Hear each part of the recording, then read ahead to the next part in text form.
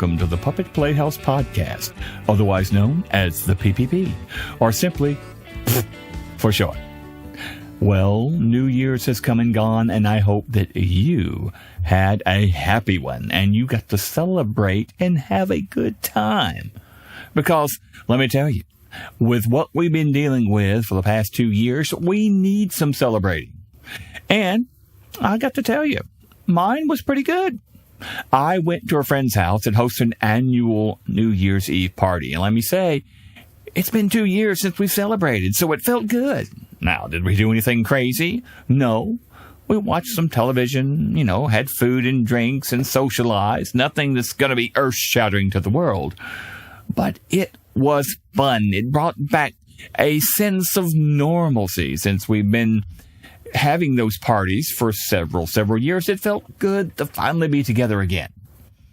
Now, the key there is that I could remember everything that happened, because what you don't want is to not remember how your New Year's went. Because that's when you wake up on the next morning, New Year's Day, and what do you find but your phone with a message? And there's a video file of you dancing half naked on the tabletop with a mop in one hand and a cowboy hat in the other. And you have no recollection of anything. So you're basically just like, please don't send this to anyone else. Would you delete it? And then the whole reason that they even send it to you is because we're not deleting it. We're sending it to everyone. It's Facebook time, baby. And the one thing to always remember is that once it hits the internet, it never goes away. Because though you can hit the delete key, trust me, it's probably somewhere. If not on someone's device or their computer or tablet or whatever, there's some internet server somewhere that has that file, and it's never going away. So, that's why I say drink responsibly, because you want to remember what happened the night before. I mean, just take me for example. I can be a crazy, stupid idiot without alcohol involved, so I don't need that. But not to say if you like your drinks, that's fine. Just, try to remember what happened so you don't have that video to wake up to the next morning. Or maybe, like I saw one time, two guys, they come into the house, not this is a different party, different location, but they come into this house and they each have a six-pack.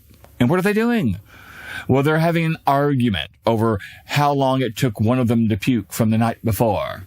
And each one is adamant that they lasted longer than the other. Like, how much can we hold before we puke? I mean, come on.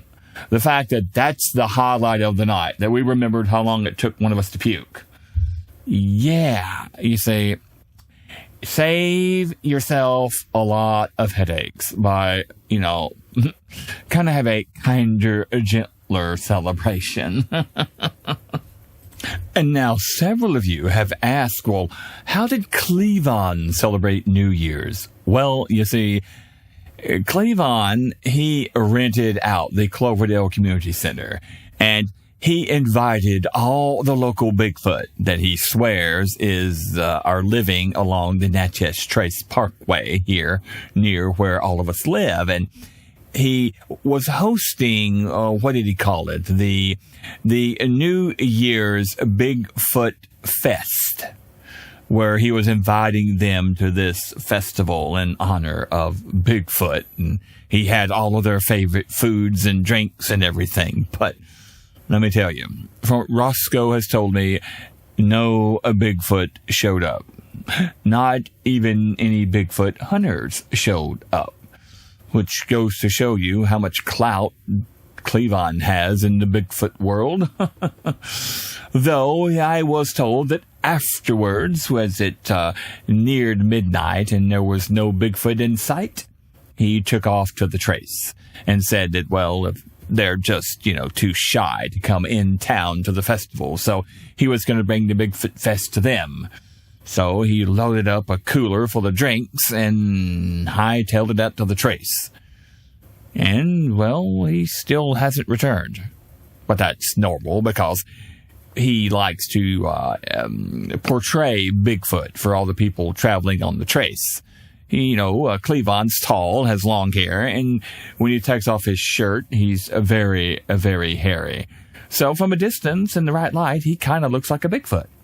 And if you've been along the trace, you know that they have a lot of these overlooks, places that are specifically designed so you can stop your car, get out, read the little placard, and you can take a photo of something tranquil and nice and, very nature-like. Well, Cleavon will sometimes get into these pictures and, just to kind of give people a thrill because he swears that, folks are out there looking for Bigfoot. And if he can put Bigfoot in a photo, then they'll keep looking along the side road, the roads of the trace itself, those little overlooks, and they won't be going into the woods to disturb their natural habitat. Yeah, well, it's Cleavon. What are you going to do? So I hope that you've been able to start 2022 in style. I know that for me, it's been interesting because I live in the Deep South, specifically northwest Alabama. And down here, snow is all practically a non-existent, right? The best chance I'm going to have of snow is to shake my head and flake off the dandruff. But trust me, this time, Sunday night, we got snow. We hardly ever get snow. But we got 3 inches where I live, and I know people further east of me got as much as 6 to 7 inches. Now, all of you who deal with snow on a regular basis, you're probably chuckling right now. 3 inches? Really? That's a dusting where I live. But for us, that's a significant snow event. And that's when people come out of the woodwork. I mean, you get to see it now. Here it is Sunday, and all the weathermen are predicting something. Okay? And that means everyone in town is like scrambling to the store because they have to stock up because there's snow coming. See, here's the thing.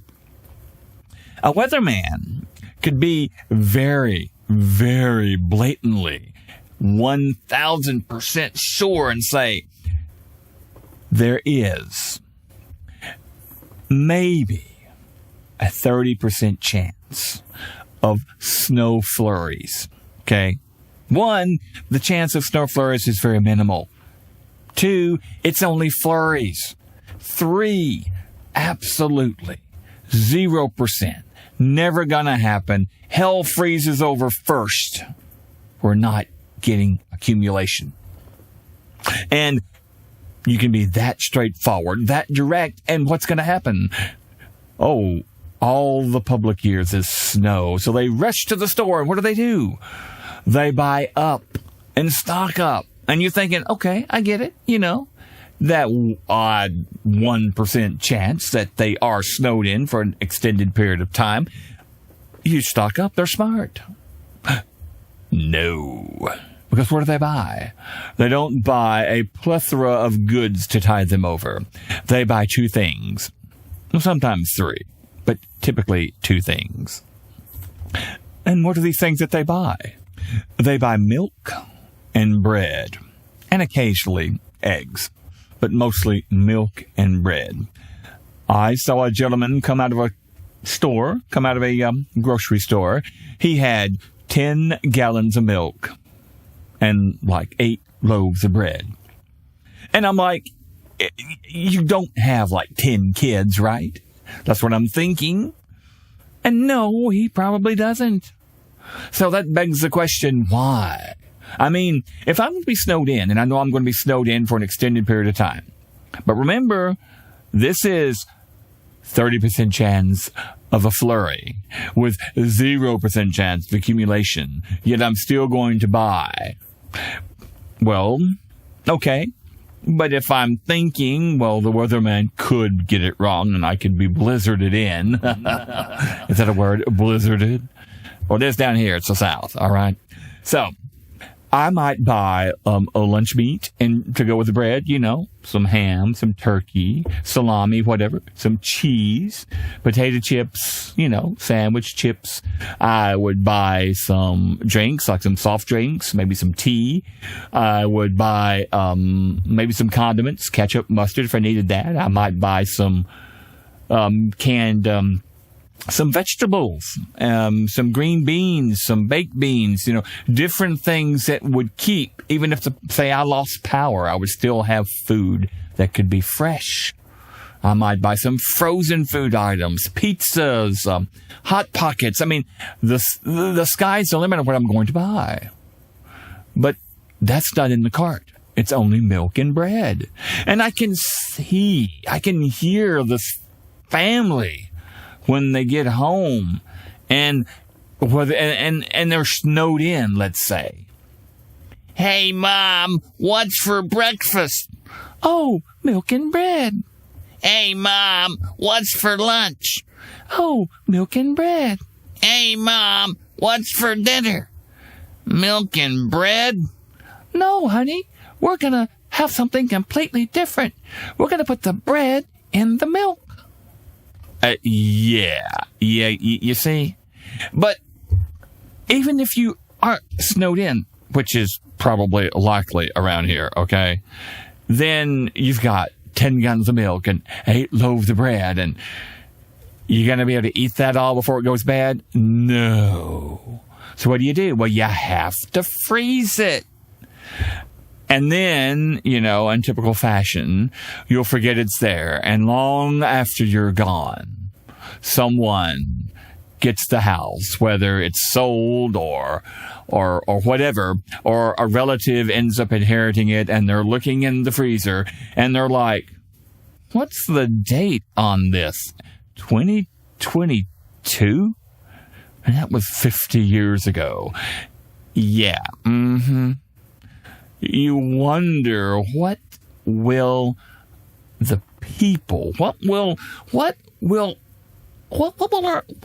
they say?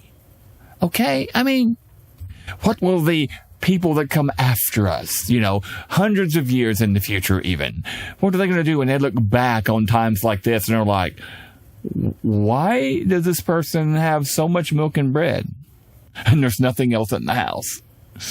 Yeah, maybe we should just do that just to stump them, let them try to figure that out. But anyway, we actually did get, like I said, 3 inches of snow. Now, the good thing is that it didn't really do anything. Now, typically, when we get even an inch, it can shut the entire town down. One, because we don't hardly ever get snow. So that means people have no clue what to do with it, other than kids getting out and trying to attempt in an inch of snow to make some semblance of a snowman or have a snowball fight. Other than that, you've got all these people who are like, we are going to get snowed in. So they rush to the store and they stock up on their milk and their bread. And then they wake up and let's say they are snowed in, and even more than an inch, like we got 3 inches. Or let's say, and this time, let's even add to the fact that, well, the roads are solid sheets of ice. So this person that spent all that time and energy and money buying the milk and the bread because we're snowed in, what do? They're the very ones getting out in the snow in their four-wheel drive, ending up in a ditch. I'm going to get out there in my four-wheel drive around. But that's the same person who just the day before was buying milk and bread because I'm going to be snowed in for a month. And then at most, you might be landlocked in your house for 2 weeks. Now, back in the mid-1980s, we had a major ice event here where we got so much sleet. And it was, I think, it was like 6 to 8 inches of just nothing but sleet. Not snow, sleet. It shut down everything. I know I was out of school for 2 whole weeks. It was crazy. To the point that the school administrator, the principal, was like, we got to make this up. We didn't have snow days because we don't normally get snow, but he was like, well, we got to make it up. So what are we going to do? Well, we're going to go on Saturday. So he told the entire school over the PA that we're going to have Saturday school. And the entire school said, no. And they said, we're not showing up. Now, I went home, my brother and I said to my parents, hey, they're not having, they're going to be having school, but nobody's going to show up. So we're not going to go. And my dad's like, oh, if there's school, I know 2 people that'll be there. My kids. Yeah. And sure enough, when that Saturday came, 90% of the student body didn't show up. Now, I don't know how they got by their parents with that. Mine were like, no. But, only a handful of people there. So and the principal got over the PA, and he's like, hey, look. All these people that no-showed when I said they were going to have class, you give them zeros. And the teacher looked at us and was like, I'm not going to continue to teach for 2 people in my class and have to catch the other 20-something up. And I was like, sounds good to me. But little side story there. And that's an extreme case. Typically, only a handful of days are you going to be landlocked, if even that. But these same people that are like, I'm snowed in for days, so I'm going to buy my milk and my bread. They're out the next day on their four-wheel drive, and they're the ones that you see if you have to get out, they're the ones in the ditch because they never learned how to drive on it. Well, I got a 4-wheel drive, I can drive on this stuff. No. Just because you have 4-wheel drive doesn't make you a qualified driver to drive on ice and snow. But you can't tell them that. Well, luckily, since the roads, this time when we had that 3 inches, the roads were fine. They didn't ice over or anything, so there was no 4-wheel drives in ditches. That doesn't mean they still know how to drive. It just means that, well, they didn't slide off into a ditch. So anyway, I hope that your 2022 is getting off on the right foot. I know that mine is. I love snow, and I got a little snow. And I got to celebrate New Year's with friends, which I haven't done in 2 years. And, Cleavon didn't get what he wanted with Bigfoot, but he's probably still out there on the trace, so he's kind of sort of getting what he wants in a weird way. So, yeah, that's that. So, hopefully, this is the start of only good, better, best for you in 2022. I know my 2022 is shaping up to be a very, very busy year for me as far as theater is concerned. And I do hope that I can begin helping with filming Steve Trash Science Season 2. If you've heard the podcast any at all before, you know that I advertise Steve Trash Science each and every episode. Why? Because I think the show is just that good. It is a science and magic show that you can watch on public broadcasting here in the United States. If you don't live in the U.S. or your local PBS station doesn't carry the show, all you need to do is go to pbs.org, pbs.org. That's the main PBS website for the United States, and search Steve Trash Science. There are 10 episodes of Season 1. You can also watch with Chromecast, Roku, Apple TV, or even download the PBS app on your favorite device. And you can watch it whenever you want. And yes, I'm the puppeteer on the show, and we hope to begin filming Season 2 this year. But as I have said more than once, the wheels don't turn without money to burn. And we're looking for money. And it's tax deductible. So not only are you helping educate kids with fun science and fun magic and puppets and music and life lessons and everything else that goes with it, hey, you're getting a tax write-off to boot. So you're helping kids and helping your taxes. Or maybe you know someone or someone's, maybe a big corporation out there that has lots of money that they just are looking for that right project to throw money at. Maybe it's Steve Trash Science. Have them watch an episode or 3 of the show and have them reach out to Steve Trash, which you can find him on Facebook, Steve Trash. He's got a website, stevetrash.com. He's on YouTube, Steve Trash. There's lots of ways that you can find Steve Trash. And maybe you could be a sponsor, and we would love it. I mean, we're not Sesame Street yet, but I can dream big, right? And as always, before I close, I want to thank Daybreak Digital Studios, who edit the audio for each and every episode of this podcast. They are professionals and know exactly what to do, when to do it, and how to do it.